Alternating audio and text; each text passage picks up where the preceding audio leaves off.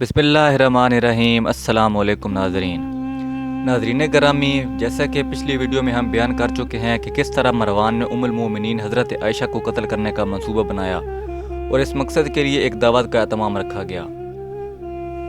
دعوت پر مدعو کرنے کے لیے مروان نے اپنے بیٹے عبد الملک اور بیٹی عاتکہ کو حضرت عائشہ رضی اللہ تعالیٰ عنہ کی طرف روانہ کیا۔ یہ ویڈیو حضرت عائشہ کی اندوناک وفات سیریز کی دوسری ویڈیو ہے۔ پہلے پارٹ کا لنک ڈسکرپشن میں دیا گیا ہے، جنہوں نے ابھی تک وہ نہیں دیکھا ان سے گزارش ہے کہ پہلے وہ دیکھ لیں۔ شام ہوئی تو عبد الملک اور اس کی بہن عاتکہ ام المومنین کی خدمت میں حاضر ہوئے۔ عبد الملک اپنے باپ کی مرضی کے خلاف اکثر ام المومنین کی خدمت میں سلام کے لیے جایا کرتا تھا، اور عاتکہ تو حضرت عائشہ سے اس قدر مانوس تھی کہ ہر دوسرے تیسرے دن ان کے پاس ضرور جایا کرتی تھی۔ حضرت عائشہ بھی اس سے بے حد چاہتی اور پیار کرتی تھیں۔ آپ کی عاتکہ سے محبت اس وجہ سے بھی تھی کہ ایک مرتبہ اس نے اپنے جیب خرچ سے مسجد نبوی کا ایک دروازہ تعمیر کروایا تھا۔ جب دونوں بہن بھائی ان کی خدمت میں حاضر ہوئے تو وہ انکار نہ کر سکیں اور مروان سے سخت مخالفت کے باوجود اس کے گھر یعنی قصر ابیض جانے پر رضامند ہو گئیں۔ یہ رمضان کا مہینہ تھا، اس لیے یہ طے ہوا کہ آپ 15 رمضان المبارک کو قصر پہنچیں گی اور روزہ وہیں افطار کریں گی۔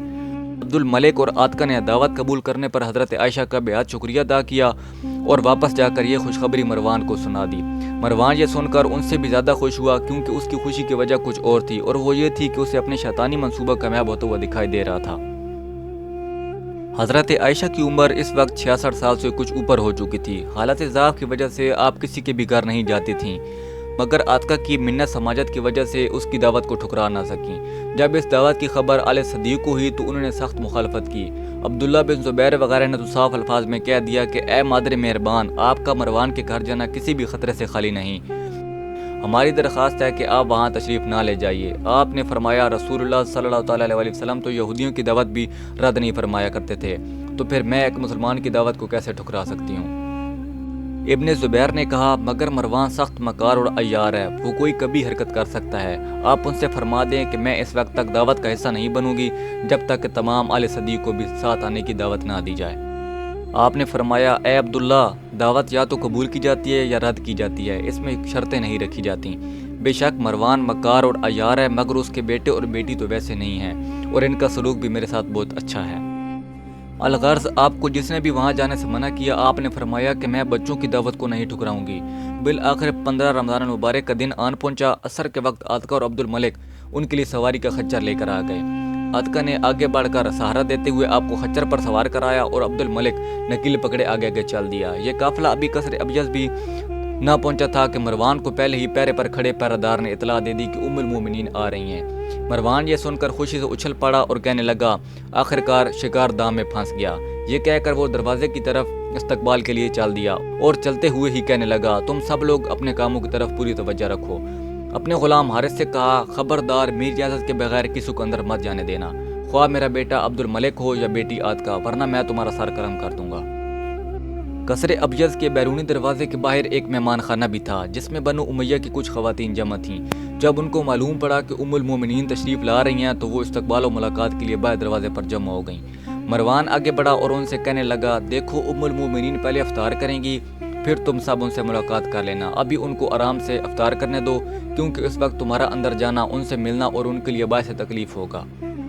الغرض وہ عورتیں ام المومنین سے ملے بغیر دروازے سے ہٹ گئیں۔ کچھ ہی لمحوں بعد آپ قصر ابیض کے دروازے پر آن پہنچی۔ مروان بھاگ کر آگے بڑھا اور ان کے سامنے گردن جھکا کر کھڑا ہو گیا۔ جواہرات کا تھال نظر کے طور پر پیش کیا تو ام المومنین نے فرمایا مروان ہمارے لیے ان پتھروں میں دلکشی کا کوئی سامان نہیں ہے، اگر تمہاری نیت صالح ہے تو اسے مدینہ کے درویشوں اور محتاجوں میں تقسیم کرا دو۔ عبد الملک نے فوراً آگے بڑھ کر تھال اپنے ہاتھ میں لے لیا اور چھوٹے بھائی عبدالعزیز سے کہا یہ فوراً مسجد نبی شریف میں لے جاؤ اور فقراء اور حاجت مندوں میں تقسیم کر دو۔ ادھر مروان نے فارغہ کو اشارہ کیا تو وہ آگے بڑھی اور ام المومنین کو کندھے کا سہارا دے کر کھڑی ہو گئی۔ مروان نے اپنی بیٹی سے کہا تم جاؤ اور جا کر افطار کا انتظام کرو۔ عاتکہ چلی گئی تو مروان نے عبد الملک سے بھی کہا کہ جاؤ اور مردانے میں کھانا بھجوانے کا بندوبست کرو۔ یوں عبد الملک بھی روانہ ہوا تو مروان کے لیے راستہ صاف ہو گیا۔ مروان کا غلام حارث ننگی تلوار لیے دروازے پر مقرر تھا اور اس کے دونوں شیطان صفت دوست صفوان اور حشام دونوں قصر کے ایک کونے میں دب کے بیٹھے وقت کا انتظار کر رہے تھے۔ مروان نے ام المومنین کو چلنے کا اشارہ کیا تو آپ فرقہ کے کندھے کا سہارا لیے مسند کی طرف روانہ ہوئیں۔ مروان خود دستہ بدستہ آپ کے پیچھے ہو لیا حضرت عائشہ نے فرمایا، اے مروان، ہم سب ملک و عدم کے راہی ہیں، ہمیں کوئی ایسا کام نہیں کرنا چاہیے جو اللہ اور رسول صلی اللہ تعالیٰ علیہ وسلم۔ آپ فقط اتنا ہی کہہ پائی تھیں کہ فارقہ نے گڑھے کے پاس پہنچ کر اپنا کندھا کھینچ لیا اور حضرت عائشہ کو ذرا سا دھکا دے دیا، جس سے آپ کمر کے بل گڑھے میں جا گریں۔ گڑھے میں چونکہ تیز دھار زہر آلود خنجر اور تلواریں گاڑی ہوئی تھیں، فوراً آپ کے جسم میں عطر میں پیوست ہو گئیں۔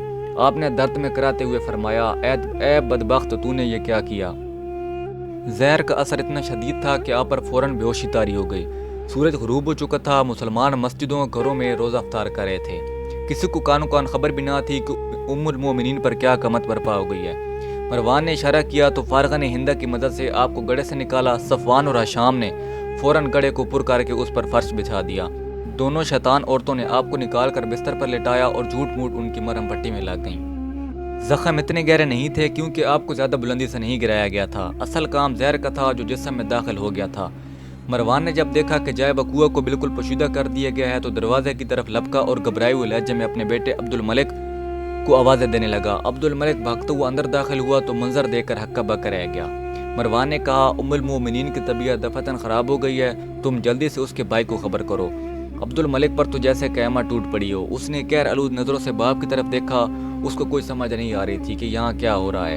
اس نے اپنی بہن عتکہ کو آواز دی تو عتکہ کو بھی آنکھوں دیکھے پر یقین نہیں آ رہا تھا، کیونکہ ابھی چند لمحے پہلے تو ام المومنین بالکل صحیح سلامت چل کر اوپر آئی تھیں، اب یہ اچانک کیا ہو گیا؟ عبد الملک بھاگتا ہوا مسجد نبی شریف پہنچا اور سب سے پہلے ابن زبیر کو صورتحال سے آگاہ کیا۔ یہ خبر آن کی آن پورے مدینہ میں پھیل گئی۔ پورے مدینہ کی نظر قصر ابیض یعنی کہ مروان کے محل کی طرف تھی۔ ناظرین، اس کے بعد کے حالات ہم اپنے آنے والی اگلی ویڈیو میں پیش کریں گے۔